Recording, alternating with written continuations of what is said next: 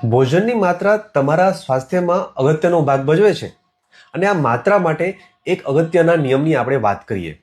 આયુર્વેદ કહે છે કે માત્રા સેવનમ હિતમ અતિ માત્રા વિનાશિની, અર્થાત પ્રમાણસરનું ભોજન તમારા સ્વાસ્થ્યનું મૂળ છે અને જો માત્રા ભોજનની ક્વોન્ટિટી વધારે હોય, જરૂર કરતાં વધારે હોય તો પાચનની સમસ્યા, મેટાબોલિઝમ ડિસઓર્ડર્સ, હોર્મોનના ઇશ્યુઝ અથવા તો ખોટી રીતે વજન વધવા જેવા પ્રોબ્લેમ આવે છે.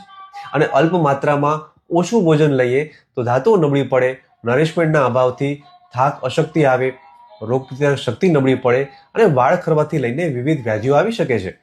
તો ભોજન કેટલી માત્રામાં લેવું જોઈએ? ચલો આયુર્વેદના એક નિયમની વાત કરીએ.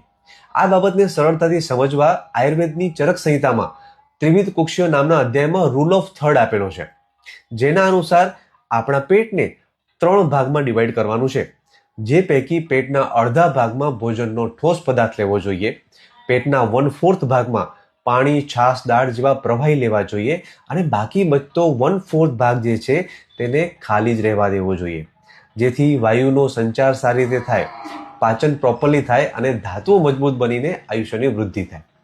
વળી આ પદ્ધતિથી ભોજન લીધા બાદ શરીર હળવું લાગે, આળસ, ઊંઘ કે સુસ્તી ના આવે, પેટમાં દબાણ કે ભાર ન અનુભવાય અને મન શાંત રહી જાય.